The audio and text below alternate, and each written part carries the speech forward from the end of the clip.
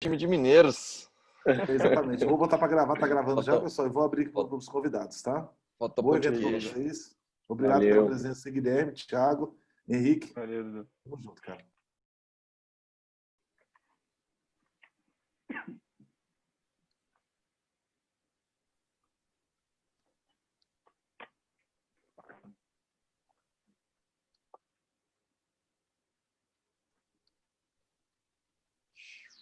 Tá valendo, pode começar, pessoal. Massa, Duduzão, obrigado. Valeu. Fala, galera. Boa tarde aí, sejam bem-vindos. Estamos aqui hoje. Fala, Saulo, Ismael, Ícaro. Chegando mais gente aí. Massa. Pô, galera, a gente está aqui hoje começando uma série que eu sonhei com essa série já faz um tempo. Acho que eu nem comentei aí com Guilherme e Thiago. Mas eu, mais de um ano, assim, eu venho sonhando com um processo de, pô, como a gente pode conectar os empreendedores que estão fazendo, né? Estão transformando, estão fazendo nas suas regiões, estão fazendo para o Brasil, estão transformando, desafiando o status quo, né? Em diversas áreas de atuação. E como é que a gente pode apoiar com mais efetividade os empreendedores que estão em fase mais inicial de jornada, né, ao mesmo tempo. Então, esse talk, essa conversa com empreendedores aí hoje, trazendo aí como convidados o Guilherme Arruda, da VG Resíduos. Seja bem-vindo, Guilherme, obrigado. Boa tarde, pessoal. Nossa. E o Thiago Berciani, do Jazida, aí da cidade de Brasília, né? Seja bem-vindo também, Thiago. Obrigado. Galera, valeu. Guilherme está lá em BH. Então, assim, esse projeto ele nasce com essa ambição de a gente poder compartilhar um pouco dessas histórias, do desafio diário, né, do empreendedor, de aprendizados dessa jornada, de todo esse processo que é construir uma empresa e construir uma empresa no Brasil que a gente sabe que não é para amadores, né? Então, então eu começo de verdade agradecendo aí pelo tempo de vocês, pela oportunidade de poder falar, pela oportunidade de poder conhecer mais de perto a história e pela oportunidade de poder compartilhar com o nosso ecossistema. A gente está aqui em Brasília e nosso ecossistema, a gente tem alguns empreendedores que se destacam, a gente tem empresas que nasceram e que são referências, mas ainda assim a gente tem um ecossistema em processo de construção, né? E se fortalecendo aí ao longo do tempo. A Cotidiano ela atua muito fortemente criando nessa construção desse ecossistema.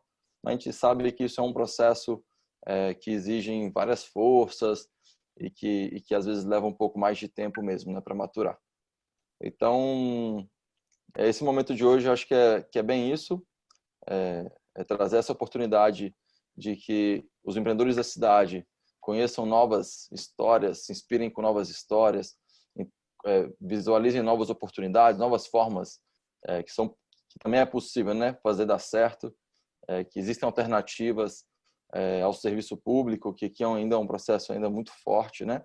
Isso já vem transformando ao longo do tempo, mas que de verdade assim esse é o objetivo principal da nossa conversa aí de hoje. Beleza? Beleza. Muito bem, vamos nessa. Vou pedir para cada um de vocês se apresentar, falar um pouco da jornada como empreendedor, o que foi que construiu a base para vocês, né, chegarem no momento de empreendimento que vocês estão hoje e comentar um pouco do empreendimento que vocês estão atuando hoje também. Acho que é isso. Podemos começar? Vamos lá, vamos começar contigo, Thiago, por favor. Beleza. Cara, primeiramente, obrigado pelo espaço aí, cara, muito maneiro mesmo. Eu acho que a gente já tinha conversado muito tempo atrás, né, Henrique, assim, com a Coti e tudo mais, mas eu acho sensacional. A gente começou aqui em Brasília, eu comecei aqui em Brasília antes, não tinha nada, tinha aceleradora, não sabia nem que era startup, para falar a verdade. Então, assim, é legal ver realmente o pessoal vindo em Brasília, fazendo, aquecendo, como você falou, realmente maturando aí o nosso ambiente, né? E precisamos aí de alguns cases sucessos para fomentar e de fato trazer isso aí. Eu acho que é cotidiano, com toda certeza. Quando isso começar a acontecer, vai ter o seu dedinho bem importante lá no meio disso tudo aí. Cara, mas vamos lá. Cara, eu sou formado em engenharia de computação pelo IESB, aqui de Brasília. Comecei minha história, eu estagiei no Banco Central como suporte técnico durante 2 anos. Aí depois fui para o Senado rapidinho, aí depois do Senado eu pulei para a IBM. E aí quando eu fui para a IBM, cara, entrei como estagiário, faltavam uns 4 semestres para formar ainda, eu falei, pronto, fechou, né, minha vida. Acabou, tipo, basicamente me aposentei. Agora eu só preciso trabalhar igual um corno aqui e, cara, acabou, certeza que eu vou deslanchar aqui, vou virar diretor, vou ficar milionário aqui dentro e acabou. Essa era a minha visão. Assim, eu não senti ainda a necessidade de empreender, por mais que depois eu fui olhar para trás, assim, algumas coisas que eu tinha feito desde moleque. Lembrei, esse tempo atrás, tipo, eu tinha um dos primeiros gravadores de CD entre meus amigos, assim, quando eu era moleque, criança, nem lembro quando teve isso. E aí eu ia nas bancas, comprava aqueles CDzinhos de 1000 jogos, aí vendia para meus amigos, entendeu? Copiava, fazia as cópias e vendia para meus amigos. Não sei nem se eu posso falar isso, que eu posso ser preso, né? Acho que a revista nem existe deve mais. estar prescrito já. Já prescreveu, graças a Deus. Fazia, cara, eu lembro, moleque, não sei se vocês lembram de um, chamava Alf, o ET Teimoso, não sei se vocês lembram, muito tempo atrás, eu fazia umas revistinhas manuais, assim, e vendia para meus amigos por R$1, sei lá, alguma coisa quando eu era moleque, assim. Então, depois eu fui resgatando isso, eu falei, cara, já tinha alguma coisa ali, né? E aí, beleza, né? Fui para a IBM, fiquei ali um tempo, fiquei acho que uns 4, 5 anos na IBM, cara, foi muito proveitoso, sensacional, acho que tem algo que até hoje eu carrego de lá, uma estrutura de 100 anos de empresa, né? Quando eu estava lá, eles fizeram 100 anos, se não me engano. Então, realmente é algo muito, mas muito legal, assim, de ter passado na minha história. E aí depois eu ainda não me senti completo, fui para o Instituto de Pesquisa Eldorado. E ali no Instituto de Pesquisa Eldorado trabalhei num projeto bem bacana também de inovação, mas mesmo assim algo ainda não estava me suprindo ali, né? E aí eu cheguei pro meu amigo na época, o Matheus, que é meu sócio hoje nas 2 empresas que eu tenho, que ele tinha trabalhado comigo na IBM, depois no Eldorado. E aí ele que me levou para o Eldorado, de fato. E aí a gente falou, cara, e se a gente fizesse aplicativo, cara? Ele já tinha um aplicativo que tinha um número de downloads relevante no Windows Phone, por incrível que pareça. E eu tinha uns 2, eu acho, para Android, que eu gostava na época. Na verdade, era o celular que eu tinha. Então, fui fazer um aplicativo. E a gente falou, cara, é mesmo, né? E se a gente fizesse algo desse tipo? E aí a gente, cara, sem entender muito o que estava acontecendo ali naquele momento de fato, eu conversei com a minha família, né, e tudo mais, ponderei, conversei com a minha namorada na época, que hoje é minha esposa. E a gente falou, cara, não tenho nenhum periquito que depende de mim, tem uma família que poderia me suportar em caso de emergência, sabia, né, que o mercado de tecnologia era um mercado aquecido, eu sempre fui um funcionário muito bom, então eu falei, cara, se der qualquer treta, eu sei que de fome eu não passo, talvez eu desse uns passos para trás ali na carreira, mas, vambora. Eu e o Matheus saímos e fundamos na época Team Mind Development, e aí a gente tentou ali alguns projetinhos no início, né, a nossa ideia era assim, em um ano fazer 20 aplicativos, e aí nesses aplicativos fazer, sei lá, tipo, R$200 em cada um de propaganda, e aí a gente poderia fazer um projeto maior. Essa é a nossa ideia. Mas bem no comecinho, a gente passou num projetinho da Nokia, na época, antes de ser comprada pela Microsoft, e a gente recebeu um investimento de, na época, se não me engano, 40 mil euros. Se fosse hoje, a gente estava milionário, né? Dava pra comprar uns 3 apartamentos aqui em Brasil, no valor do euro, né? Mas naquela época era dinheiro, obviamente, mas assim, não tanto quanto hoje. E aí a gente, cara, conseguiu ali desenvolver esse projeto que chamava Turi, que era uma rede social. Foi sensacional esse projeto. E no meio do tempo ali, a gente também construiu um jogo que chama Oxo, que hoje tem, se não me engano, mais de 15 milhões de downloads, cara, para Android. E o Jazida, né, cara? O Jazida, só eu expliquei, isso foi o meu processo com a Tio Minds, foram os 2 produtos de fato que a gente tirou ali. Mas o Jazida, ele nasceu desde que eu estava na IBM. Eu já conversava com o Rafael, que é um outro sócio no Jazida, que ele tinha uma ideia de fazer umas coisas e me perguntou. Ele é meu primo, eu considero meu primo, a gente cresceu junto. E aí ele falou, cara, dá para fazer isso? Aí eu falei, cara, eu acho que dá para fazer isso sim. Eu sempre fui muito curioso, gostava de fazer milhões de coisas, assim, eu nunca parava quieto.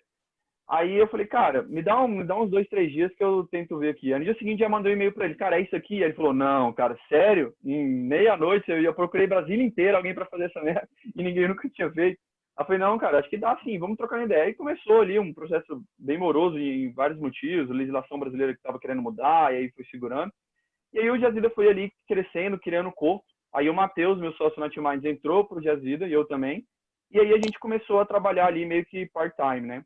E aí quando as coisas começaram a acelerar um pouco no Jazida, foi quando a gente recebeu um investimento aqui de Brasília. E já tinha uma versão lançada, que já tinha uma parte de cobrança, mas a gente sentia ali que tinha que fazer algumas melhorias para, de fato, né, ter mais clientes. E aí a gente passou no Startup Brasília e a gente recebeu um investimento a fundo perdido, né, de R$ 200.000 na época, que basicamente a gente gastou com bolsa e outras coisas, né? Mas depois eu posso falar um pouco mais especificamente a importância disso.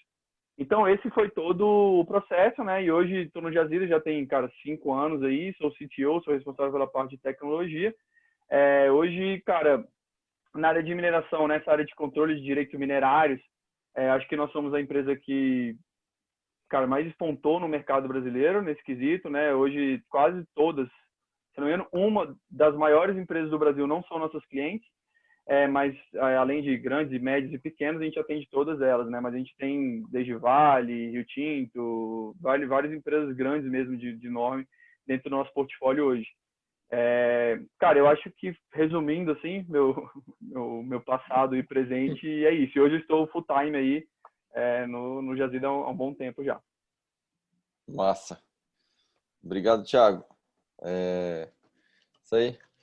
Guilherme, tu pode contar pra gente um pouco da tua história também, cara? Claro, vamos lá. Primeiro, eu queria agradecer, Henrique, pelo convite. Né? Conheci o Saulo ano passado num evento que a gente foi em Altamira, no Pará. Nunca tinha ido no Pará. Fiz um evento lá do Sebrae. Foi bem legal. Então, agradecer também, né, o Saulo.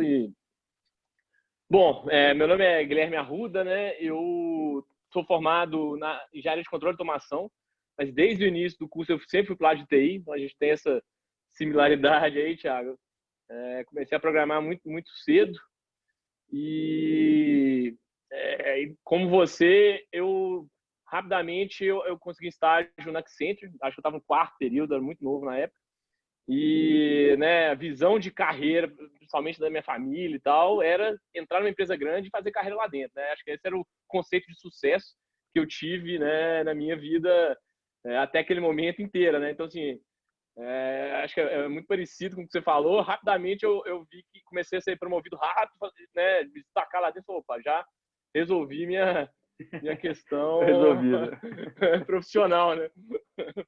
E eu fiquei lá alguns bons anos, acho que eu fiquei 6 anos também, acho que 2004, 2010, mais ou menos. Foi quando um amigo meu, ele trabalhava comigo na Accenture, ele saiu para fazer um mestrado na Europa, e lá ele teve uma visão totalmente diferente, né, de inovação, de startup, coisa que a gente aqui no Brasil nem se falava, não tinha nada sobre o assunto, né? E ele voltou com uma visão muito legal de inovação e com uma ideia de começar uma startup. E ficou uns 3 meses tentando me convencer a sair do meu emprego para empreender com ele, né? E é muito legal que o dia que eu realmente decidi sair, eu lembro direitinho, assim, eu fiquei uma semana com frio na barriga, assim, sabe? Porque quando eu falei com a minha família, parecia que eu tava morrendo, assim, sabe? Todo mundo me olhou com uma cara de enterro: o que você tá fazendo da vida? Não acredito que você vai largar tudo. Então foi um processo bem, bem complicado e internamente também, porque a gente estava acostumado com a questão de receber o salário no final do mês, né? Acho que foi realmente uma mudança grande de vida nesse processo. E aí eu saí para fundar uma startup, né, que se chamava Livobooks. A gente fazia livro interativo para criança, que é algo completamente diferente do que a gente faz hoje. Né? Eu entrei para assumir essa parte de tecnologia também, né, ser o CTO lá na época. E foi uma experiência fantástica, porque a gente fez aplicativos sensacionais, assim, a qualidade, para todo mundo que a gente mostrava o aplicativo, o pessoal adorava, né? A gente fez aplicativo para Warner nos Estados Unidos, a gente fez Discovery Kids aqui no Brasil, Warner, a gente fez aplicativo Superman, Batman, Scooby-Doo, assim, foi só aplicativo sensacional, né? A gente só esqueceu de como que ia vender esses aplicativos, né? A gente preocupou tanto em fazer os melhores aplicativos a gente chegou a ter mais de 1 milhão de downloads, né? mas a gente, né, preocupou em fazer os melhores aplicativos do mundo e esqueceu de como que a gente ia vender esses aplicativos, né? Então, a gente acabou encerrando a empresa em 2014 para 2015. E aí eu fiquei um tempo tentando entender o que seria meu próximo desafio. Eu sabia que eu queria empreender. É engraçado, né? A gente toma porrada, perde dinheiro, rala igual um doido, mas quer continuar fazendo isso, né? Que já é algo que não se explica, né? Mas eu fiquei um tempo tentando entender o que eu ia fazer, né, em seguida. E aí eu conheci o dono de uma empresa de consultoria na área ambiental. Por coincidência da vida, meu pai, ele é um destinador de resíduos, então eu já ouvi falar de resíduos a minha vida inteira, né? Mas a ideia veio quando eu conheci o presidente de uma empresa de consultoria grande, né? Um dos maiores do Brasil na área ambiental. E aí a gente começou a namorar, fazer algumas coisas, a gente criou alguns projetos de consultoria online, algumas coisas, nada, né, assim, que tinha engrenado, até que a gente teve a ideia de fazer o VG Resíduos, né? Eu já tinha uma experiência de lidar com a indústria, desenvolver software para a indústria, né, na época de Accenture. Então a gente resolveu montar o VG Resíduos, que é a startup que a gente está hoje, né, final de 2016 para 2017. E acho que foi uma ideia bem legal que a gente está conseguindo fazer crescer ao longo do tempo, né? Basicamente a gente é uma solução aí completa para a gestão de resíduos das empresas, né? Desde o dia a dia da gestão. Então a gente otimiza o processo, a gente garante a rastreabilidade do resíduo desde a geração até a destinação, a gente gera todos os indicadores, todos os relatórios. E além disso a gente ajuda os nossos clientes a encontrar melhores soluções para o resíduo, seja de venda ou de melhores fornecedores para destinação, né? Os clientes colocam na nossa plataforma o resíduo que eles geram, né, e a gente vai achar aí um melhor fornecedor considerando alguns critérios. Então é um pouco diferente de marketplace que existe no mercado hoje, porque a gente realmente escolhe a melhor solução. Brinca, a gente é tipo um Tinder mesmo dos resíduos, né? A gente acha que faz um match mesmo do gerador com o destinador do resíduo. Bom, assim, de forma rápida, acho que é um pouquinho da minha história aí, como que a gente chegou na VG Resíduos hoje. Legal, massa. Massa demais. Eu queria destacar aqui algumas semelhanças aí da jornada de vocês, né? Tipo, os dois começaram com uma carreira técnica, né? Os dois têm uma posição técnica nas empresas que atuam. Tiveram também um empreendimento anterior com proporções diferentes, mas até semelhantes, né? Os dois eram apps, tiveram milhares de downloads. E depois conseguiram avançar para um novo empreendimento, uma nova empreitada aí, já com uma maturidade, enfim, maior, né? Eu queria aproveitar um pouco desse ponto mesmo aí para entender com vocês como é que vocês percebem essa diferença de maturidade. Eu acho que tentar trazer um pouco de retrocesso mesmo mental, tipo, imaginar vocês quando vocês estavam lá no primeiro empreendimento de vocês, depois quando começaram o segundo empreendimento e daí para a mentalidade que vocês têm hoje como empreendedores, assim. Como é que vocês percebem essa diferença, né? Bom, vou começar dessa vez, viu, Thiago? Vai lá, mete à vontade. Assim, a primeira grande diferença que eu vejo é do próprio ecossistema, do próprio ambiente, assim. Na nossa época, não se falava, assim, empreender era coisa de doido mesmo, assim, né? Não é coisa que a gente fala da boca para fora. Então, não tinha ninguém para apoiar, ninguém para ajudar. A gente tinha, assim, tinha o tio da família que, né, tinha um supermercado, sabe? É um empreendedor talvez mais tradicional, assim, mas não tinha muito apoio. Acho que essa é uma diferença que eu vejo muito grande. Realmente, o Brasil melhorou muito comparado de 10 anos para cá, com questão de apoio aos empreendedores iniciais. Assim. Então, falando isso, a gente começou, mas muito cru, assim, de um nível impressionante. Assim, minha vida inteira, eu fui treinado para desenvolver software. Assim, eu era muito bom em software, mas não tinha a mínima ideia de imposto, cliente, mercado, produto, business, vender. Foi algo que a gente realmente foi aprendendo ao longo do tempo e tomando porrada, né? Essa é a verdade. Assim, eu brinquei um pouquinho no início, mas a gente fez produtos maravilhosos. A gente gastava 3, 4 meses para fazer um aplicativo. A nossa média era gastar $35 mil para o aplicativo. E a gente, o primeiro que a gente fez, a gente não tinha a mínima ideia como que a gente ia vender ele, né? Assim, a gente colocou na App Store, passou o dia, ninguém fez download.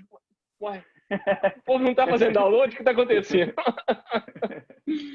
Então, assim, a gente, né, tentou começar a criar canais de venda e tal, mas foi algo que foi realmente aprendendo na porrada mesmo. Assim. Eu vejo, um dos grandes aprendizados que eu vejo, vou falar um pouquinho de história de investimento, mas um outro grande aprendizado que eu vejo, que a gente, por exemplo, começou no VG Resíduos, foi de colocar a venda ou na mesma proporção, ou até mais importante do que o desenvolvimento do produto. Né? Se a gente começou a VG Resíduos muito mais focada em venda em cliente do que a gente tinha feito no passado. Né? Então, assim, foi a diferença é muito grande de início de empresa. Né? E eu, pelo menos, passei por um processo de aceleração já no VG Resíduos, que foi o CID aqui de Minas, não sei se vocês conhecem, né? Que é um programa do governo, foi muito bom, que aí eu acho que me ajudou a formar como empreendedor, ter a cabeça, né, mais próxima do que eu tenho hoje, assim, mas o início, sair da Livre Books para startup para a segunda, a diferença foi muito grande, porque a gente tomou porrada mesmo, assim, não é à toa que eu tenho um amigo, né, que ele fala o seguinte: ele gosta do empreendedor que já tomou porrada, que já faliu empresa, que esse cara aprendeu. O cara que às vezes teve uma carreira de sucesso uma vez só, pode, né, ter sido por vários fatores. Né? O cara que tomou porrada e faliu empresa, esse cara realmente aprendeu bastante. Eu concordo 100%, porque a gente já realmente aprendeu na porrada nesse início. Doido. E pra ti, Thiago, como é que ficou essa diferença de mindset, velho? Cara, existe alguns pontos assim importantes, né? Eu acho que corroboro 100% aí com o que o Guilherme falou, cara. Acho que quando eu comecei, não sabia que era startup, não sabia que era nada. E como ele, até hoje, olhando para trás, assim, o que eu e meu sócio, o Matheus, né, que também é cientista da computação hoje, nem mora no Brasil mais, ele, cara, nós sabíamos fazer produto. Era exatamente esse mesmo problema.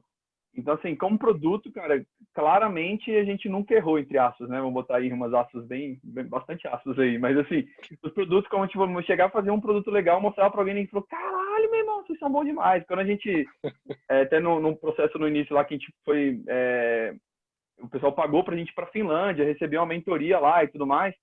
Aí a gente mostrou o aplicativo assim, e aí o cara falou, tá, mas qual a equipe que fez isso aí? Aí a gente falou, não, nós dois. Aí, não tem como, não. Eu tenho uma equipe, sei lá, de 10, 15 pessoas que não faria no tempo que vocês fizeram. Falou, não, a gente que fez. Então, assim, de fato, a gente sabia fazer produtos, mas a gente não tinha um mindset de venda, não tinha um mindset, cara, de várias paradas. Até como eu falou, o Brasil, você falou no começo, né? O Brasil não é easy, né? A gente recebeu esse investimento de 40 mil euros na época. Não, desculpa, até eu me equivoquei, pessoal, foi 20 mil euros. Cara, para receber esse dinheiro, parece que o banco não sabia como receber o dinheiro. O meu contador não sabia como a gente pagava o imposto sobre esse dinheiro. Cara, é uma loucura. Assim, a gente falou, tá, a gente vai ganhar propaganda, a gente vai botar propaganda no aplicativo. Como que eu faço para faturar isso aqui? O cara, o dinheiro vem lá da Google, lá dos Estados Unidos. O contador fica, até hoje, contadores botam em cabeça em relação a isso, mas tipo assim, mas imagina 10 anos atrás, era muita novidade. Então acho que tinha um pouco disso também. Mas assim, mas de maturidade, o que eu vejo, principalmente no Jazida, o grande diferencial foi o time que a gente formou. Então assim, nós tínhamos a parte técnica e a parte de venda. Então até foi legal porque eu e o Matheus éramos responsáveis por construir o produto ali no começo. E o Rafa, que é o CEO hoje, ele era a parte, né, de venda, ele que é geólogo, ele que trouxe a ideia e tudo mais. E aí foi como a gente foi construindo ali nos percalços, que a gente não chegou a falar assim, hoje a gente não trabalha mais no Antimind e agora a gente trabalha no Jazida. Teve um momento que a gente chegou, mas o Jazida foi construindo ali 6 meses aqui, 3 meses ali, fomos, né, fazendo uma dança ali do empreendedor, tentando fazer as coisas, tudo acontecer ao mesmo tempo, e é o famoso erro que a gente acha que a gente consegue fazer mais de uma coisa ao mesmo tempo.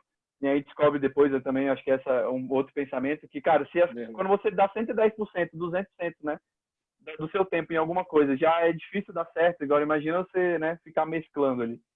Mas assim, foi basicamente, eu lembro, foi isso. A gente chegou pro Rafa e falou assim, Rafa, a gente acredita que esse software, do jeito que tá, dá para vender. Basicamente, foi tipo, velho, se vira e vende essa parada, entendeu? E aí a gente falou, não, realmente acho que dá. E aí a gente meio que diminuiu um pouco o desenvolvimento da app e o Rafa foi vender. Mas eu acho que o grande aprendizado que eu senti dessa maturidade, algumas outras, como como time, né, que é a parte mais importante hoje de qualquer startup. Mas é isso, é você ter um time coeso, um time que cada um sabe fazer bem a sua parte e as coisas vão funcionar, e todo mundo tem sua autorresponsabilidade de fazer as coisas acontecer, porque se não fosse o Rafa tocando a venda, a gente teria mais um produto bom parado. Igual o Guilherme falou, pô, vou subir aqui, pô, ninguém entra. Como assim? Ninguém acessou, ninguém tá pagando a mensalidade para usar o melhor sistema do mundo, entendeu? Então, acho que é bem isso mesmo, né? E eu acho que de maturidade como pessoa, cara, contar rapidamente esse caso. Quando a gente foi para Finlândia, a gente era moleque, né? A gente tinha acabado de fazer o aplicativo e a gente falou, cara, vocês estão pagando pra gente ir para Finlândia, nós somos, né? Nós somos, cara, muito bom, nós somos foda. Aí chegamos lá, cara, primeiro dia tinha que fazer um pitch. Aí beleza, a gente foi, fez um pitch, primeira vez na vida que a gente escutou o que era pitch. Aí a gente, pô, foi lá e fez um pitch. Cara, ninguém bateu tanto na gente. Isso, sei lá, 7 anos, não lembro direito, 6 anos, eu sou muito ruim em espaço-tempo. Mas 6 anos atrás, os caras bateram tanto na gente que era uma rede social, que ia ser muito difícil e tudo mais, que tipo assim, eu e o Matheus, a gente voltou pro hotel, tipo assim, cara, esses caras são malucos? Manda a gente vir pra cá, do outro lado do mundo, velho. Tinha 200 horas de viagem, para os caras chegar aqui e bater na gente. Como assim, velho? A gente voltou bem puto mesmo pro hotel, assim, saca? Bem indignado. E ali foi uma das primeiras lições que a gente teve de fato como pessoa, assim, cara. A gente naquele momento, a gente levou pro pessoal, entendeu? Naquele momento ali, a gente tava levando, tipo assim, cara, o cara tá falando mal do meu produto, ele tá falando mal de mim. Quem esse cara acha que é pra falar mal de mim, entendeu? Mandou eu lá no Brasil pra mim falar isso. Tipo assim, a gente pegou um ranço naquele momento ali. E aí a gente percebeu, foi passando por uma maturidade ali, e é isso, que tipo, o brasileiro é muito boa praça, né? Se um amigo seu pergunta se tá com feijão no dente, você tem vergonha de falar que ele tá com feijão no dente, cara. Se o cabelo dele tá bagunçado, você não tem coragem de falar que o cabelo dele tá bagunçado. Cara, porque nós somos boa praça. Isso não interprete todo o lado ruim, mas a gente tem esse lado ruim também. Então, se você mostra um aplicativo para um amigo seu, ele fala, que aplicativo maravilhoso. Você pede para ele baixar, ele nunca nem baixou, nem se cadastrou. Então, assim, lá a gente tomou essa porrada e a gente começou a entender que não, cara, lá ninguém era sério, ninguém estava falando sobre um produto, sobre algo. E, cara, e a gente depois amadureceu durante lá, foram 2 semanas de aceleração. Cara, que não sei nem se pode chamar de aceleração, né? Mas foram 2 semanas de porrada. Mas assim, que a gente amadureceu principalmente como pessoa nesse quesito. A gente começou a separar Thiago e Matheus e o produto. Eu tô falando mal do meu produto, cara, deixa eu escutar o que esse cara tá falando. Deve ter algum motivo real para ele estar falando isso aí, entendeu? Acho que a maturidade é isso, e acho que isso vai levar para sempre. Por mais hoje em dia, quando eu participo de alguma banca e alguma coisa, eu troco ideia, eu tento ser o mais realista possível, né? Meio que Shark Tank lá, mas assim, não tentando motivar, mas tentando ser um pouco realista, mas é difícil. As pessoas também, até hoje no Brasil, ainda não recebem muito bem críticas nesse sentido. Acho que a galera da aceleração tá entendendo bem o que você tá falando aí, velho. Que bom, isso é importante, cara. Eu acho, cara, assim, a gente tem 2 coisas muito legais aí na fala de vocês, que é o seguinte, primeiro, engenheiros, né, meu? Engenheiro é um bicho que nasceu para criar produto mesmo, para fazer aquela parte ali. Eu também tive formação como engenheiro. E para mim, também na minha cabeça também era a mesma coisa. Tipo assim, pô, produto criado vai ser vendido e tá tudo certo. Só que a gente sabe aí, com toda a jornada que a gente vem vivendo, pelo discurso de vocês e pelas estatísticas das startups que a gente vê, que é muito comum mesmo os empreendedores construírem produtos que não fazem nenhum sentido, porque estão dentro das suas casinhas, né? Não saíram para validar isso e não conseguiram entender se de fato existia um problema no mercado, se aquele produto que estava sendo desenvolvido realmente ia ter uma aplicação prática. E muitas vezes esse ímpeto, né, de pegar e sair fazendo, talvez seja pelo simples desafio de pegar e sair fazendo mesmo. Então, assim, até mesmo o propósito, né, o porquê de estar desenvolvendo aquele produto não está muito alinhado muitas vezes ou consciente. Então, esse é um ponto muito bom mesmo. E outro ponto que você traz aí, Thiago, sobre, pô, o cara foi lá, falou mal do meu produto, tá falando de mim, que isso, esse bicho. A gente chama isso aqui de abertura do empreendedor, coachability, né? E que faz parte do processo, cara, porque assim, às vezes a gente chega muito cheio de si, né? O empreendedor chega muito cheio, e quando a gente está muito cheio, não tem mais espaço para mais nada. E nessa hora, no nosso processo aqui, toda vez que a gente identifica um perfil desse, um problema desse, a gente dá um feedback, mas com certeza a gente não avança em nenhuma negociação, porque a gente sabe que vai ser que a gente não consegue num curtíssimo espaço de tempo quebrar aquilo. Então a gente entrega, a gente tipo assim, devolvemos o feedback e tudo mais, mas que muitas vezes mesmo um feedback desse é difícil de se entregar, porque se você percebe que não tem abertura para aprendizado, entregar um feedback dizendo, você não tem abertura para aprendizado, é meio louco, né? Então tipo veja bem, né? Veja bem. Mais massa. Pô, maneiríssimo, velho. Assim, isso é muito claro, assim, a diferença. É muito claro como se vocês tivessem começado no empreendimento que vocês estão hoje, com o mesmo mindset do início, talvez tivessem tido o mesmo resultado de criar um produto lindo, maravilhoso e estar com ele debaixo da cama, debaixo do braço, na pastinha e tipo assim, né, ser o cliente agora, de vocês. Mais massa. Queria trazer uma polêmica aqui rapidão. A gente está com uma empresa ambiental, uma empresa que atua na área de mineração, né? E muitas vezes aí a mineração é vista como um vilão aí do ambiental e tal.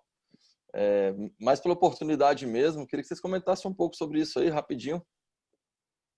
Beleza, deixa eu suposto vilão começar. Depois que o mocinho entra em jogo aí. Mas, cara, vou tentar. A gente conversa bastante com o meu sócio sobre isso, né? Mas eu vou tentar tirar toda a influência dele sobre o meu pensamento agora, que é difícil, mas tentar dar o meu pensamento como técnico que está trabalhando ali na área já há algum tempo e já teve alguma certa vivência, né? Cara, assim, não tem como esconder, existem pessoas que fazem coisas erradas, tivemos problemas recentes aí, né, que são bem ruins nesse quesito. Mas, por outro lado, eu consigo vivenciar aqui que, cara, muita gente, se não, cara, a grande maioria, procura sim fazer o certo, entendeu? Então, e procura sim e faz o certo. Eu não digo nem só procurar, eu acho que eles fazem mesmo, cara, desde empresas grandes, gigantescas, até empresas pequenas. Mas eu acho que tem um problema que eu sinto, assim. Na minha parte, assim, eu acho que o principal problema, pessoal não, né? Na minha visão, é um dos problemas, assim, um core, é o marketing também. O marketing da mineração, ele não é bom. Entendeu? Ele tem aí, conversando com o meu sócio sobre isso, ele falou, cara, a gente tem um problema histórico. E aí eu realmente não tinha parado para pensar sobre isso. Cara, a gente tem um problema histórico, a gente sempre foi explorado. Desde, né, que o Brasil é Brasil, a galera vem cá, arranca o que a gente tem daqui e leva para algum lugar. Então a mineração ela sempre foi algo meio que dolorosa para a gente. Né? Então, assim, mas por outro lado, nós internamente nunca trabalhamos o marketing, de fato, o que é a mineração. Porque muitas pessoas não se perguntam o que de fato é, cara. Assim, vamos lá. A água que vocês bebem é mineração. Se vocês pegarem a garrafinha de água de vocês, vai ter um número do processo minerário lá. Se vocês quiserem, depois vocês olham, vai ter um númerozinho que são 6 dígitos / ano. Vocês podem ir no jazido, vocês vão saber exatamente de onde aquela água saiu. Então, assim, cara, ele está em tudo. Se a gente está conversando aqui, é porque a mineração está inclusa no mouse, computador, celular, tudo hoje, né, que a gente usa de fato no nosso mundo moderno, é em volta disso. E muita gente não para pensar nisso. Eu vou usar um contraponto que é, por exemplo, o agronegócio. Acho que se eu falar que o agro é pop, todo mundo já escutou isso em algum momento, né? Propaganda na Globo, em vários outros lugares. E assim, não querendo contrapor, assim, é pior, é melhor, mas, cara, o agronegócio, ele também, né, tem uma parte que prejudica o meio ambiente também. Mas, assim, olha como existe todo algo para o agro é pop. Por que não existe o mine é pop, a mineração é pop, né? Então, assim, eu acho que se a gente tivesse, talvez, um pouco de maior conscientização o que é, de fato, a mineração e o quanto isso traz de benefício tanto para os locais quanto para o Brasil como um todo, PIB, produtos e tudo mais, eu acho que a gente deixaria de ser um pouco do vilão, entendeu?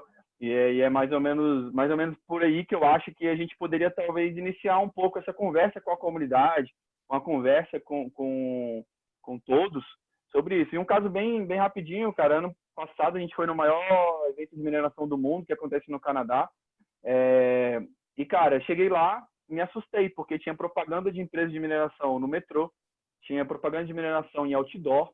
E aí eu falei, caraca, cara, como assim? No Brasil parece que as empresas se escondem, porque parece que elas têm medo exatamente por essa visão negativa. E lá não, cara. Então, claramente se vê uma forma diferente, uma ótica diferente sobre aquilo. Eu nunca fui na Austrália, mas a Austrália também tem muito forte, Canadá, né? Mas assim, já escutei falar que lá o pessoal adora, cara. Mineração, ninguém, o cara bate no peito e fala, cara, que é mineração mesmo e tudo mais. Mas eu acho que por causa disso, o pessoal tem maior conscientização do impacto benéfico também da mineração. Entendeu? Então, acho que tem um pouco... Minha visão fora, tentando tirar um pouco da influência, é essa, assim, cara. Massa, cara, obrigado. Sei que é delicado, mas, de novo, não, é uma oportunidade interessante que a gente tem na mesa de explorar o assunto. E realmente, assim, eu queria te ouvir, Guilherme, como é que você percebe esse movimento das mineradoras, né? E se tem algum benchmark que você acha que, que tem feito um bom trabalho e prevenido bem aí o processo de degradação ambiental e tal. Bom, assim, eu acho legal, Henrique, esse assunto, né? Apesar de realmente ser polêmico, mas porque, assim, a visão da VG Resíduos, né, ela é realmente um mundo sem resíduos. Assim, a gente acredita que a gente vai chegar num ponto onde todos os resíduos vão ser aproveitados. Né? Assim, não que as indústrias vão conseguir aproveitar todos os seus materiais no seu processo, mas a gente acredita que a sobra, né, os resíduos do seu processo, a gente vai conseguir reaproveitar em outros processos. Então, é uma das nossas diretrizes mesmo, apoiar o desenvolvimento, só que o desenvolvimento sustentável, né? Então, assim, a gente tem até 2 clientes da mineração, né? A gente tem a Anglo, a gente tem a Uzi Minas aqui de Minas. Então, assim, a gente tem clientes da mineração e a gente consegue ajudá-los a reaproveitar melhor os seus resíduos. Então, eu acho que é muito mais um mindset, né? Poxa, vamos extrair, vamos minerar, mas com consciência, né? Cumprindo todas as regras, todas as garantias para que realmente não aconteça um problema no meio ambiente que não seja recuperável, né? Então, assim, é muito mais fazer de forma consciente do que não fazer, né? Como o Thiago falou, assim, não dá para imaginar um mundo sem mineração. Então, acho que está muito alinhado com a nossa visão mesmo de empresa, o nosso propósito, sabe? Que fazer o desenvolvimento sustentável. Acho que é por isso que a gente está crescendo, né? Porque acho que está muito alinhado com... Né? A gente está conseguindo alinhar desenvolvimento econômico com o meio ambiente, né? Que eu acho que acredito muito nessa visão mesmo de mundo. Uhum. Nossa, muito bem. Passando a polêmica, queria entrar num assunto que é bem pertinente para a gente aqui, para a galera que está acompanhando a gente, que é... A gente tem aqui na mesa, né? Thiago, que recebeu um capital seed lá atrás, né? Quase um cheque anjo de 200 mil, e depois não fez mais fund durante toda a trajetória da empresa. E a gente tem a tua empresa, né? A GV, VG, eu sempre troco, a VG, que já está na segunda rodada de captação. E aí sempre rola esse dilema aí do bootstrapping versus funding e tal. E eu queria que vocês comentassem um pouco aí de por que escolheram cada uma, né? Se foi por oportunidade ou se foi se realmente foi o que buscaram. E quais os desafios que vocês enfrentaram em cada um dessas experiências aí que vocês tiveram.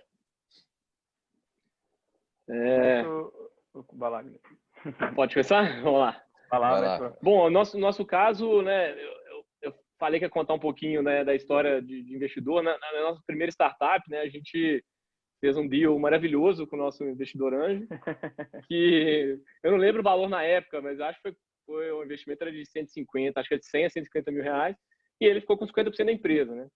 E isso trouxe consequências ao longo da operação da nossa startup, e foi um dos motivos, né, de culminar no fechamento, porque o investidor ele controlava as nossas decisões, então ele tinha poder para vetar determinadas estratégias.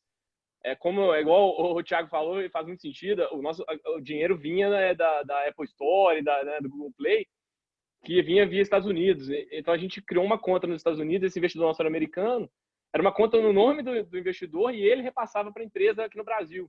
Então ele controlava o dinheiro, ele tinha poder de veto, assim, realmente foi quase que o lockdown. E a gente, um dos motivos de encerrar foi não conseguir mais administrar essa relação com o investidor que estava fora, né, não estava no dia a dia do processo e tinha um poder de influenciar muito grande. Então, a gente sempre teve esse cuidado com o investidor. Isso não quer dizer que a gente não acha que vale a pena ter investidor, tanto que a gente está na segunda rodada, né? Mas a nossa abordagem para trazer um investimento, ela foi, né, foi diferente. Assim, a gente buscou fazer essa parte inicial de validar dos primeiros clientes, bootstrap, então até para entender se fazia sentido a gente, né, o que eu falei no início, a gente tentou vender realmente, ver se alguém queria o nosso produto. Isso a gente, né, fez sem pegar investimento. Quando a gente teve os primeiros clientes que começaram a usar, começaram a gostar, a gente, opa, temos aqui realmente algo que vai fazer sentido. E aí a gente, como eu falei, a ideia veio junto de uma empresa de consultoria na época, que chama Verdigaia, né, o dono dessa empresa.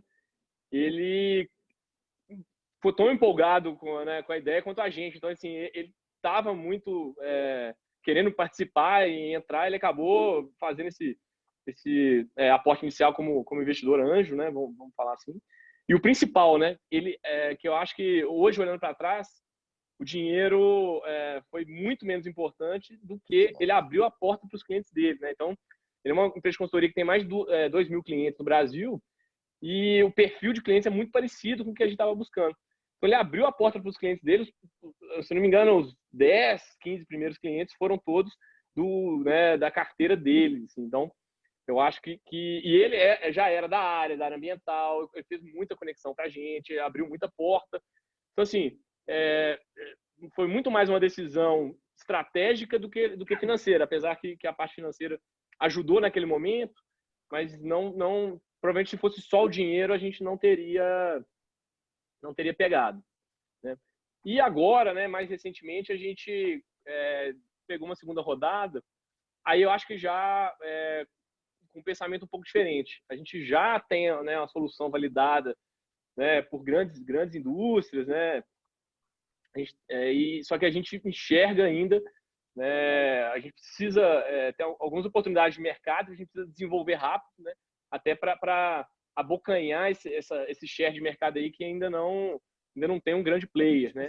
Então a gente foi realmente uma decisão de velocidade, né, de chegar mais rápido aonde a gente imagina do que necessidade de caixa nesse momento, né? A gente já estava, né, se pagando, né? A gente já estava um tempo se pagando, mas a gente entendeu que fazia muito sentido aumentar a velocidade tanto de desenvolvimento quanto de venda mesmo. Então, foi uma decisão bem mais, nesse caso, mais racional, a gente já com market fit, né, um pouco mais confiante no market fit, então foi uma decisão mesmo de pegar um mercado que hoje não tem um grande player.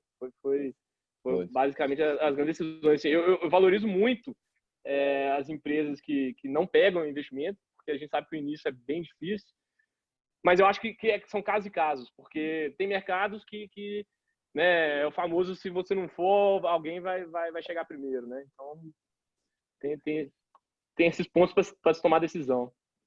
Legal, cara. Eu entendo que o funding ele é sempre estratégico, assim, e o exemplo que você traz aí de ter um financiador do teu projeto que traz inteligência para o teu negócio, isso é fundamental no nosso entendimento, é o que a gente chama de smart money, né? Então, a gente traz isso para as nossas empresas, não de um mercado específico, igual você teve, né? Um mercado, tipo, de já ter clientes dentro daquela indústria e tudo mais, mas do mercado de venture capital mesmo, né? Dos processos, de conexão com o mercado, a indústria em si, como construir empresas, quais são os principais desafios e de conhecer, de quem conhece bem essa indústria aí. E aí um outro ponto interessante que você traz sobre a outra rodada, você fala, pô, aqui já era diferente, porque a gente já tinha cliente e tal. E para mim eu traduzo muito bem assim, cara, passou o produto market fit, a empresa está com o desafio de crescer, na hora de tem canal validado, tem ROI positivo, consegue atender o mercado.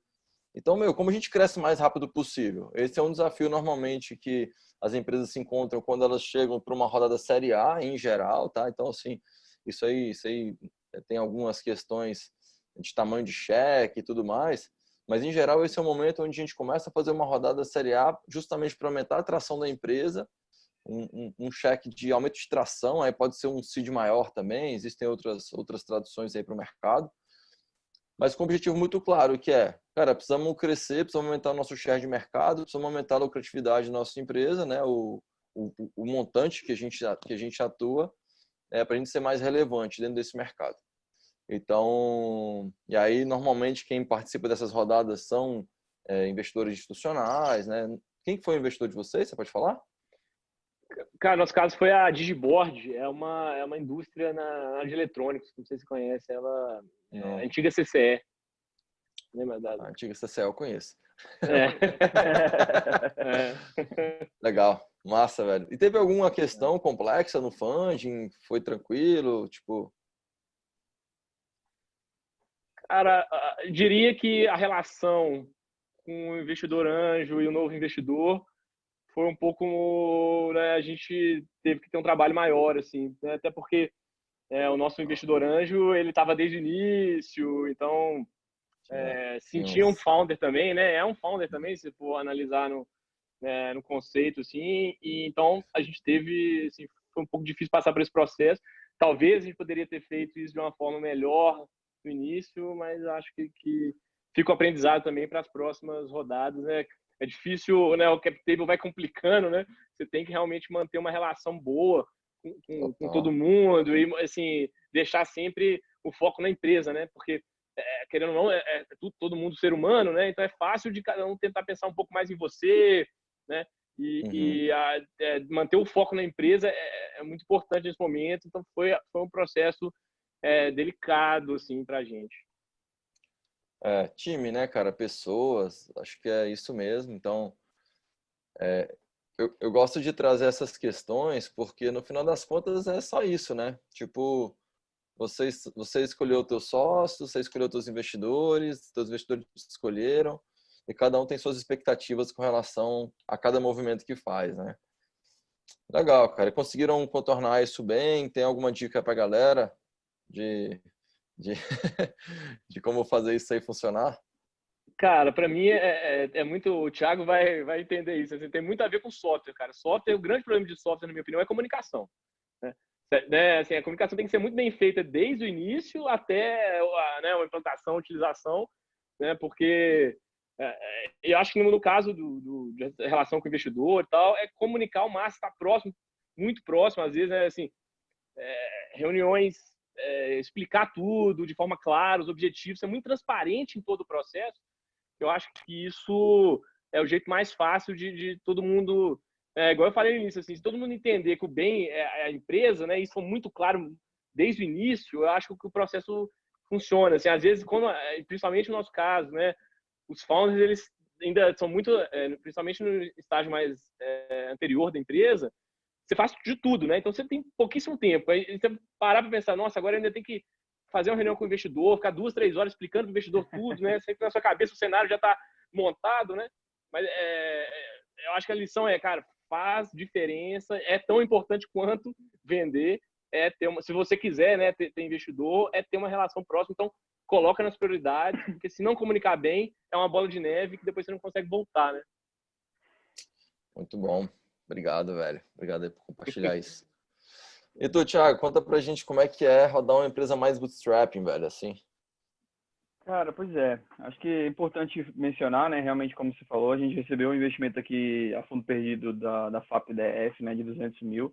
Por mais que tivéssemos limitações, né? Porque acho que acho que foi 2015, então assim, tem um tempinho, mas a gente tinha algumas limitações, só podia gastar com bolsa, as bolsas não eram aquelas bolsas, né? Então, assim, a gente também não podia gastar com várias outras coisas, mas assim, vamos lá, né? Eu acho que assim, o motivo de fato é complicado dizer por que a gente nunca pegou investimento. Assim, por que vocês não... Assim, acho que existe sempre um pouco da cabeça dos sócios. A gente sempre conversou bastante sobre isso. Mas eu acho que, se eu fosse tentar fazer uma análise assim para falar o porquê, eu acho que foi timing. Lá no começo, acho que o mercado não era maduro, não tinha muitas opções. Então, a gente também, naquele começo, a gente não vinha uma outra... Tanto que a gente, na época, quando a gente aplicou para o Startup Brasil, se eu não me engano, pegava um share relativo na época. Se eu não me engano, uns 30%, se eu não me engano. e era 200 mil. Eu não lembro, mas eu lembro que tinha um share relevante, assim, na época. Tem bastante tempo. Então, assim, a gente não é tão avesso assim, senão a gente não teria ido, né, tentado passar no Startup Brasil. Isso é um negócio. Mas eu acho que acabou acontecendo, acho que foi timing. Por exemplo, como a gente acabou indo no Bootstrap durante muito tempo, quando a gente começou a ver que existia, talvez, possibilidade de pegar investimento, cara, e a gente roeu o osso durante muito tempo. E a gente, cara, o que o Guilherme falou aí foi uma frase que a gente sempre levou acima, assim, o Yazid é acima de todos ali, que eu não gosto dessa frase, que agora vão remeter a uma frase atual, mas, tipo, o Yazid era era o bem maior, vai, pronto, melhor assim, né? O Yazid era o bem maior, então nós Objetivo éramos comum. peças, objetivo comum, então nós éramos apenas peças ali, então a gente roeu o osso durante muito tempo e a gente formou um colchão confortável ali dentro do Yazid. Então, quando a gente começou a perceber que existiam, a gente sentou, já chegou a sentar na mesa com alguns fundos, chegamos até a conversar com a Cotinha um tempo atrás. Então, assim, nunca foi algo que a gente nunca procurou, nunca foi procurado. Acho que isso sempre aconteceu, só que eu acho que nunca teve o match de momento, entendeu? Talvez o ticket na época já não era tão mais relevante, ou talvez não ia acelerar tanto quanto era necessário. Então, acho que foi mais uma quantidade de fatores que não se encaixaram no espaço-tempo necessário para que fosse pertinente, assim, entendeu? E a gente tem que levar em consideração também que o nosso mercado de mineração é um mercado mais enxuto, é um mercado menor, que tem um volume de dinheiro alto, mas ele é um mercado. Então, às vezes, isso também entra em pauta, muitas vezes, né? Mas, assim, vou mostrar o tanto que é importante, às vezes, você ter um investimento. Então, por exemplo, na época que nós recebemos um investimento de 200 mil reais da FAP, isso possibilitou que a gente pudesse pegar um valor que, na época, para a gente era relativamente alto. A gente fez um investimento para participar de um evento, que aí foi do fundo do Yazid, a gente não podia gastar com evento, se eu não me engano, na FAP. E a gente gastou, tipo, 40 mil para ir para um evento de mineração que acontece em Ouro Preto a cada 2 anos. E na época também a gente gastou, tipo, se não me engano, uns 10 ou 15 mil para fazer toda a nossa estruturação de identidade visual, redesenhar o Yazid e tudo mais. Então, assim, aqueles 200 mil desafogou uma grana que a gente necessariamente ia gastar com funcionário, com várias outras coisas, e a gente pôde fazer um investimento. Então, nesse evento, foi, para mim, um marco do Yazid que fez, assim, cara, esses caras não são só um site, entendeu? Existe uma galera ali por trás, os caras, entendeu? Porque, assim, o Yazid é um site, né? A galera, na época, é um site lá que faz a gestão do processo minerário. Então, para mim foi muito importante essa participação, que se a gente não tivesse recebido ali um montante, talvez a gente tivesse participado, mas talvez com muito mais dificuldade, ou talvez, né, seria abortado pela questão financeira do momento. Então, eu acho que foi mais um pouco assim. Eu acho que tem os dois contrapontos sobre hoje a gente, nós somos 100% independentes, então nós ali sentando a cabeça dos sócios, o que a gente decide está decidido, então a gente acaba não tendo uma interferência que pode ser boa ou ruim. No caso do Guilherme, que ele acabou de falar, foi ótimo, né? Que é um puta do smart money direcionando ali e já botando para sentar conversar com os players, né? Mas a gente sabe que existe outros controles, né? Até eu contar um caso bem no comecinho lá na Two Minds, a gente estava formando o Turi lá, e aí apareceram 2 investidores aqui em Brasília, que eu não me recordo o nome mais, e procuraram a gente. Vocês estão fazendo uns produtos legais, tal, não sei o quê, vamos trocar uma ideia? Vamos, bora trocar uma ideia. Aí, beleza, sentamos, mostrando, né, empolgadaço, né, moleque, nunca tinha, né, ia ali, ganhava 200 conto por mês, pode falar, e, caraca, velho, é agora, moleque, é agora, vamos receber um investimento, vamos voltar a poder ter nossa graninha e tal, não sei o quê, vamos poder montar a empresa. Aquela época não era nem ficar milionário, era pelo menos ter um salário próximo do que a gente recebia quando a gente pedia demissão. Aí, cara, beleza, sentamos com os caras, ainda bem que a gente foi sensato na época, né? Os caras chegaram e falaram assim, não, vamos lá, a gente vai fazer uma oferta aqui para vocês. Ó, vocês, cara, são muito bons em formar produto e tudo mais, a gente vai fazer o seguinte, a gente quer 50% da empresa por 50 mil reais. Aí a gente, caraca, 50 mil reais, 50% da empresa, mas não se preocupa não, quando vocês precisarem de mais dinheiro, a gente vai botar, não se preocupa não. Aí a gente, tá. Aí a gente começou a fazer as contas básicas, né? Não, uma graninha para mim, eu ganho pro meu sócio, a gente vai precisar de mais uma ou outra pessoa para ajudar. Cara, isso não roda nem 2, 3 meses do que a gente precisa aqui, sei lá, né? Não lembro na época, assim. Aí, e acabou, então, acho que até teve um pouco desse negócio, de sensação de talvez essa limitação financeira. a gente falou, cara, a gente vai ficar na mão, né? Não, a gente entende que não é assim que funciona hoje de fato, mas na época a gente teve essa sensação que você teve, Guilherme, tipo, de, cara, vocês ficaram na mão, acabou, né? Um dos motivos aí que levou uma das primeiras a falir foi isso, né? Ficaram na mão de um terceiro que não era, né, de fato ali, né? Que tava quebrando a cabeça com todo mundo ali. Mas acreditem, cara, assim, ainda acontece, sabe? Ainda acontece esse tipo de oferta. Ainda tem muito empreendedor mal treinado e tem muito investidor mal treinado ainda que não sabe que isso é ruim para todo mundo, sacou? Que os 50 mil que ele tá botando vai pro ralo, ele não vai ter ele de volta, que aquele time vai gastar os 50 mil e vai ficar com um sentimento de dívida com esse investidor, mas também não vai ter o que fazer com aquilo. Então, assim, vai ser um processo ruim. Então, assim, ao invés de você ganha, perde. Todo mundo perde e é um ciclo muito ruim, assim mesmo. A gente tem trabalhado muito aí para tentar trazer um pouco mais esse mindset e tal, mas, realmente isso ainda acontece, infelizmente. Muito menos, mas ainda acontece, assim.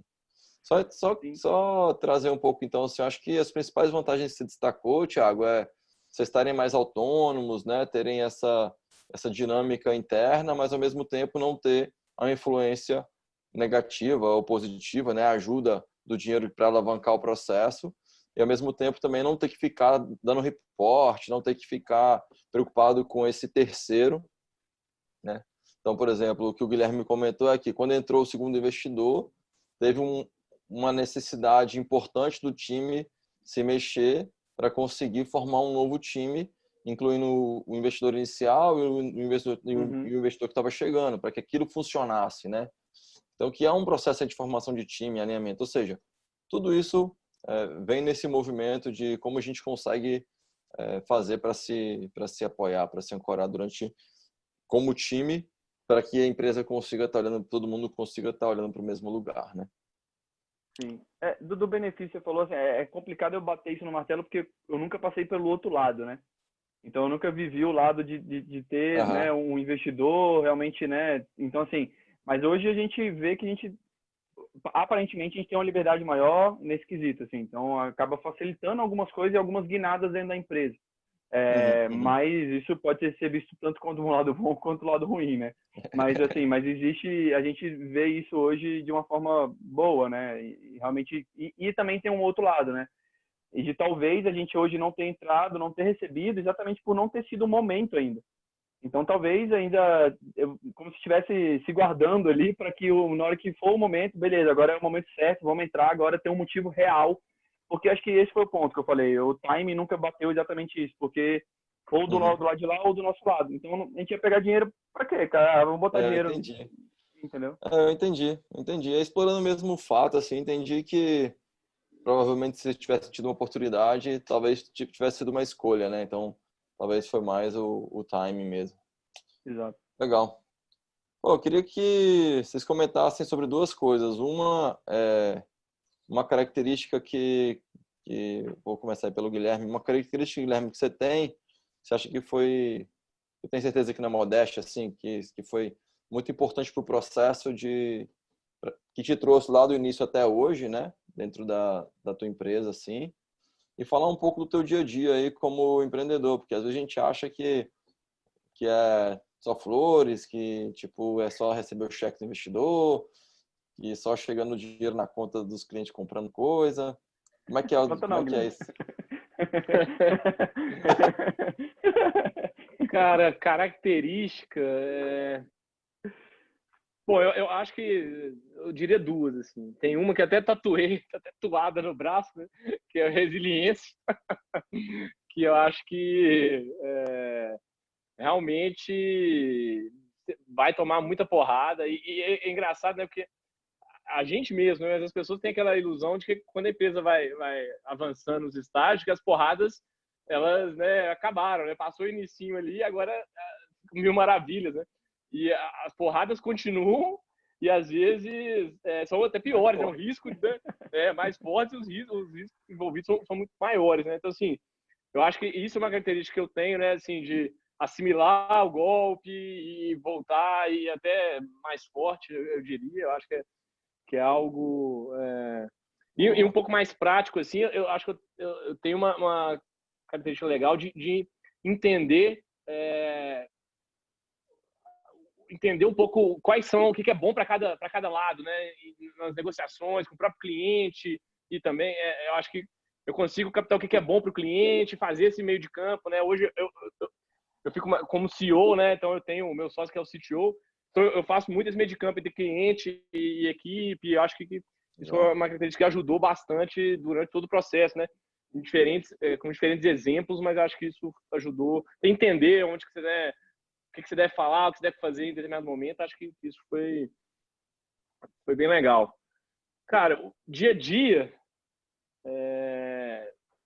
assim, a gente está num tamanho de empresa que eu ainda atuo bastante na operação, né? Então, eu tenho uma responsável, né, o gerente de vendas, tenho o responsável de CS, né, que são as duas áreas que estão sobre a minha gestão, mas eu ainda acabo atuando bastante nessas duas áreas. Então, eu faço muito ainda reunião de venda, contato com o cliente. Eu tenho um contato bem perto com os clientes ainda. Acho que é algo que eu não quero deixar de fazer ainda por um tempo, né? Mas, assim, o que eu acho mais É o seu forte, né? Mas o que eu acho mais interessante assim, é o aprendizado, né? Como que as coisas vão mudando, né? Os problemas vão mudando, né? E surgem novos problemas, mas acho que acho que é isso que me motiva a ser empreendedor, assim, é como que você não para de aprender. Quando você acha que você aprendeu tudo, sua empresa mudou o estágio, e nesse estágio você não sabe nada, tem que começar do zero. Então, isso me motiva muito, assim, me deixa esse desafio, me deixa muito, Tem pelo muito menos mais uma empolgado. característica importante aí, que é a adaptabilidade, né, meu? Fato. Boa. Massa. Fala pra gente, Thiago, um pouco sobre isso. Cara, resiliência realmente é uma palavra muito boa, assim, para descrever. Eu acho que todos os empreendedores, né? Na verdade, acho que sem resiliência, né, cara, é quase impossível, porque a gente toma porrada de todos os lados, assim. Não é nem para vangloriar, saca, o empreendedorismo. Acho que não é nesse sentido, não. Mas é porque realmente o caminho ele é árduo em vários aspectos, né, cara? Então, mas assim, acho que da minha algo que para mim sempre foi muito importante, assim, que eu acho que me trouxe até hoje aqui no Jazida. Eu acho que eu sempre fui do cargo técnico, né? Sempre gostei dessa área. Só que, por outro lado, eu sempre fui muito bom pelo menos aparentemente, sempre fui muito bom com pessoas. Pelo menos ninguém me falou o contrário até hoje, né? Se tiver coragem, né? Igual na Finlândia, né? Os caras da Finlândia lá. Mas assim, eu sempre fui, mais que eu seja, por exemplo, eu sempre fui o orador da turma, eu sempre fui o como é que é o nome lá? Nem lembro mais o que falava pela turma, é orador não, representante. Né? Representante de turma.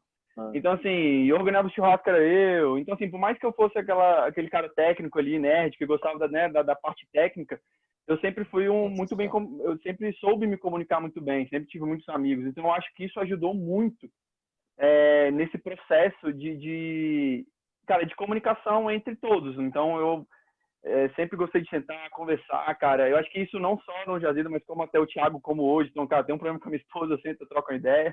Com meu pai, mãe, cara, sempre foi com os amigos, né? Quem nunca brigou com amigos, sempre troca uma ideia. Então, assim, acho que nisso também me trouxe ao Jazida e ao Thiago, que é hoje, assim, né? Acho que isso facilitou esse intermediário ali, como você acabou de falar, né? Você intermedia muito o cliente e, né? Então, eu sinto também que eu intermedio, na verdade, o meu CEO com a parte técnica. Do mesmo jeito que ele provavelmente sente que intermedia, né, com a venda comigo. Então, assim, mas eu acho que essa comunicação, para mim foi meio marcante. Eu sempre fui uma pessoa muito, muito comunicativa, assim, sempre gostei muito de falar, né? Acho que vocês já perceberam. Então, nesse quesito, assim, acho que isso ajudou a chegar aqui, né? E desculpa, qual a segunda parte, cara? Fala um pouco do teu dia a dia, meu. Do dia a dia, né? Cara, eu vou tentar tirar um pouquinho os últimos 2 meses, que foram quarentena e um filho que nasceu, minha filha que nasceu. Porque isso aí mudou bastante, mas que eu acho que tem um ponto positivo essa mudança. Mas eu acho que assim, cara, você não tem hora para iniciar e não tem hora para acabar. Esse é o ponto, assim, entendeu? Não é para ter dó, não é para nada, mas é isso, cara, porque você quando você tem uma empresa, você tem a responsabilidade sobre ela. E aí, quando você tem uma empresa e você tem, cara, colaboradores, sócios, você sente que, cara, não é só você que está no jogo. Uma coisa, talvez, quando você só sua empresa, você fala, se eu não fizer isso aqui, beleza, eu vou ganhar menos, eu vou fazer menos, beleza, é minha responsabilidade. Mas quando você tem outras pessoas ali, essas outras pessoas são seus chefes, né, cara? Os colaboradores são seus chefes, né? Os seus sócios são seus chefes, seus clientes são seus chefes. Então, eu acho que é muito isso, assim, cara. Antes, né, quando a gente ia pro escritório, cara, eu tinha um horário bem certinho. Eu, normalmente, assim, eu chegava para deixar minha esposa no trabalho, chegava entre 8 horas no escritório, mais ou menos. E aí, a hora de sair, cara, é a hora que acabava as coisas. E aquela parada, aquela paz de espírito que é impossível de você ter, eu acho, quando você é empreendedor, porque você sempre tem coisa para fazer.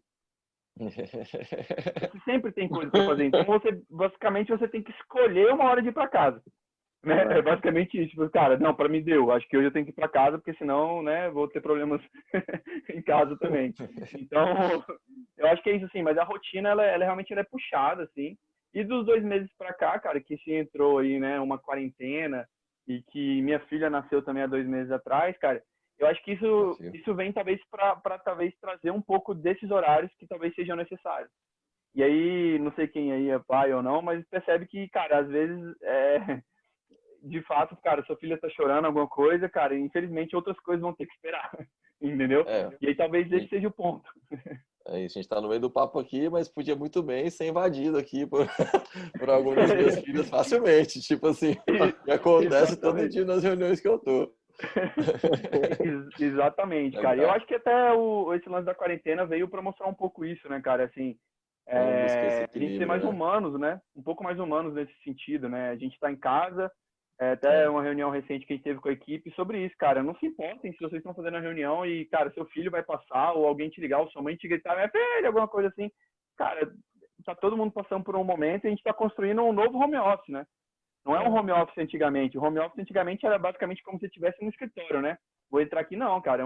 Hoje é uma doença que está lá fora, que está aí, né, mexendo com o mundo inteiro de uma vez e todo mundo em casa. Então, acho que é bem isso, assim. Eu acho que a rotina, ela é bem, cara, maluca. No final das contas é isso, assim. Legal. Você nunca tem tempo, né? Basicamente é isso. Acho que é um ponto importante esse, cara, que é como a gente busca esse equilíbrio, né? Cada um tem seus limites, o equilíbrio de cada um é diferente. Então, o meu é um, o teu é outro, do Guilherme é outro. Mas é muito importante porque quando a gente começa a avançar em algumas fronteiras que vão gerar outros danos, nós somos um ser humano só, um ser humano que trabalha, um ser humano que é pai, no seu caso, o meu também, um ser humano que é filho, que tem outros contextos que está posto. E quando a gente começa a agredir esses valores, né, essas outras bases nossas, isso começa a gerar dano em todos os outros ângulos da nossa vida também. Então, por consequência, naquele que a gente está priorizando ao extremo. Então, bom ponto, cara, tu trazer isso. Galera, a gente já tá aqui 4:08 agora, eu vou... Então, puxando aí mais pro final. Vou trazer mais uma pergunta para vocês, mas antes eu quero agradecer de novo aí pelo papo, por abrir, por trazer esses detalhes importantes da jornada de vocês, né? Coisas sensíveis, coisas internas. Então, esse é o objetivo mesmo, a gente conseguiu olhar mais de perto para vocês como empreendedores, para a gente compartilhar essas histórias e trazer mais consciência aí para os novos founders, né? Que estão fundando empresas agora, que estão iniciando suas jornadas, que ainda vão passar por essa estrada que vocês já passaram e já abriram um pouco mais de mato aí, ela está mais pavimentada para eles, justamente porque vocês já passaram, justamente também porque vocês estão aqui compartilhando hoje com a gente. Então, assim, meu último ponto aí para vocês qual a mensagem que cada um de vocês deixa aí para a galera que está um pouco mais no início da jornada mesmo empreendedora, que vai buscar os primeiros cheques, que estão brigando pelos primeiros clientes ainda. Então, fala um pouco aí para a gente caminhar para o nosso final. Henrique, antes só fazer um corte, desculpa. Eu pedi para o pessoal abrir a câmera para a gente poder tirar uma foto. Um minutinho, só para fazer o registro aqui. Pode ser, Henrique? Uai, já foi, Dudu. Vamos lá, abre a câmera aí, pessoal. Valeu. Então, quem ainda consegue, Checks, Silvano tá por aí, Ismael, Rodrigão. Opa, Rodrigão tá com fundo. Vamos abrir. Maneiro. Massa, galera. E Oi? Duzão, avisa aqui a foto, hein? É, Já foi, já é. Vamos nessa, galera. foi. Ficamos, então. Massa. Então, Guilherme, o que você deixa aí de mensagem para a galera, cara, que está aí começando, que está buscando os primeiros clientes, quem já está mais no início da carreira mesmo empreendedor aí? Bom, acho que tem receio de né, parecer repetitivo, mas eu acho que é o principal mesmo. Assim, é realmente ter um propósito, né, ser muito intencional no porquê que você está empreendendo. O caminho realmente vai ser muito difícil, vão ter vários obstáculos. Se você não fizer algo, né, que vem de dentro mesmo, que né, se for pelo dinheiro, por favor, não empreenda, porque o dinheiro não vai vir. Se vier, né, os casos de sucesso a gente sabe que são muito poucos, né, e demora. Então, assim, não faça isso pelo dinheiro, mas faça por algo que realmente dá vontade de acordar de manhã e fazer, porque acho que para passar por todos esses obstáculos que é do empreendedorismo, acho que tem que realmente querer muito e ter um propósito por trás. Então, se tivesse para dar um conselho só, acho que é isso, cara. Apesar de, né, acho que parecer repetitivo, eu realmente acredito muito nisso. Competitivo não, cara. Obrigado. Isso aí. Concordo muito contigo. Fala, Thiago. Cara, tentando resumir um pouco aí, vai corroborar um pouco também o que o Guilherme falou, cara. Acho que assim, o empreendedorismo ele não tem que ser visto como uma sprint, uma corrida, sabe? Ele é uma maratona mesmo. Eu acho que você não pode olhar para daqui 1, 2, 3 anos, entendeu? Você tem que olhar realmente lá na frente, assim. E aí talvez é isso que corrobora o que o Guilherme falou, cara. Você só olha lá daqui 10 anos, 20, sei lá, se você realmente se apaixonar pelo que você faz, porque, cara, muitas vezes você for olhar pela parte financeira, você talvez você alcance aquilo ali mais rapidamente de alguma outra forma, né? Mas, cara, a satisfação, a paixão, talvez até a parte financeira mesmo, ao longo prazo, ela provavelmente não vai ser suprida, né? Então, acho que assim, acho que é isso. Eu acho que a gente ter a visão de maratona ajuda muito a saber que, cara, se você tropeçou, caiu ali, você vai olhar lá para frente e falar, cara, beleza, por que eu vou falar que ainda tem a cacetada de pista para correr aqui, entendeu? Então, eu acho que é bem essa visão mesmo, assim, porque quando a gente olha para o espaço, cara, de 1 ano, 2 anos, cara, realmente você tem muitos motivos para desistir, entendeu? Entendeu? Eu acho que é bem isso, assim. Então, realmente é olhar, cara, lá na frente e, cara, focar lá e vai, vambora, vamos tropeçando, vamos batendo cabeça aí, vamos, cara, problemas eles são feitos para serem resolvidos, né? Então, sejam eles pessoais, sejam eles técnicos. Então, acho que é isso. Então, é olhar na frente e correr. Massa. Então, acho que cara, é isso, assim. Vejo, conectando as frases de vocês, pô, vivendo com propósito, buscando uma visão de realização, né? Assim, tipo, muito, muito foda mesmo. Quero agradecer mais uma vez, galera, aí pelo tempo de vocês. Avançamos aqui um pouquinho da nossa agenda. Peço desculpas por isso, mas foi incrível. Prazer conhecer a história de cada um mesmo. Estamos à disposição para o que, enfim, vocês acharem que faz sentido. Estamos aqui na capital federal, mas agora 100% conectado, o dia inteiro conectado, fazendo a agenda de cedo a de noite. Então, que a gente puder estar cada vez mais perto aí. Convido vocês a fazerem parte do nosso ecossistema também. Então, a gente tem aqui um grupo de founders incríveis que estão fazendo, estão batalhando. Temos empresas que já avançaram, já estão fazendo rodadas também maiores, né? Rodadas aí de 5 milhões de reais. A gente já está aqui no nosso 8º programa de aceleração. A gente está fechando semana que vem o nosso 8º programa de aceleração. Vamos já entrar para um nono. Então, daqui a pouco, vamos ter aí mais uma turma boa aí para a gente esticar mais um pouquinho. Que a gente ama fazer isso. Então, assim, vai ser um prazer ter vocês aqui compondo o nosso ecossistema também. E é isso, galera. Obrigado aí mesmo. Henrique, só queria deixar à disposição aí, viu? Até, né, ser mentoria, falar um pouco, assim, realmente que eu puder ajudar, né? Acho que tudo que eu já recebi, né, nesse processo, né? Acho que faz muita diferença, então que eu puder ajudar, fica à disposição. Cara, igualmente também, obrigado novamente aí pelo convite, foi bem bacana participar com vocês, foi bacana conhecer o Guilherme aí lá de BH, não conhecia, e tem uma história bem parecida, né, vou olhar aí, então é bem legal olhar isso. ver isso, cara. Legal. Com certeza a gente vai se falar aí depois. Tem umas ideias, quem sabe. E, cara, e Henrique, acho que é a mesma coisa, cara. Me disponibiliza aí. Eu falo até com o Rafa, meu sócio, que hoje eu sinto que eu, como Thiago, me dou um pouco ao ecossistema e gostaria muito. E é algo que eu sempre cobrei muito de Brasília, de ter um ecossistema. Eu tentei até fomentar em algumas épocas, mas, cara, não é fácil. Então, parabéns. Mas assim, então me disponibilizo aí para, cara, o que vocês precisarem, que seja até para fazer check-in da galera em evento, quando a gente puder fazer check-in em evento, chamar aí que, velho, estamos para toda obra. Ai, que massa. Empreendedor é assim, né, galera? É bom saber Puxando e disso. vai atender cliente, vai atender o Thiago, é bom saber investidor. disso. Viu? Pode chamar, cara, pode chamar. Muito bom saber disso, Thiago. Obrigado demais, cara. Obrigado demais, Guilherme, pela atenção, pelo cuidado que tiveram com a gente aí. E conta com a gente aí, cara. Nossa, galera. Beleza. Obrigado. Valeu, Até pessoal. mais. Valeu, Tchau, tchau. gente. Até mais. Boa Abraço. tarde aí. É. Se cuidem.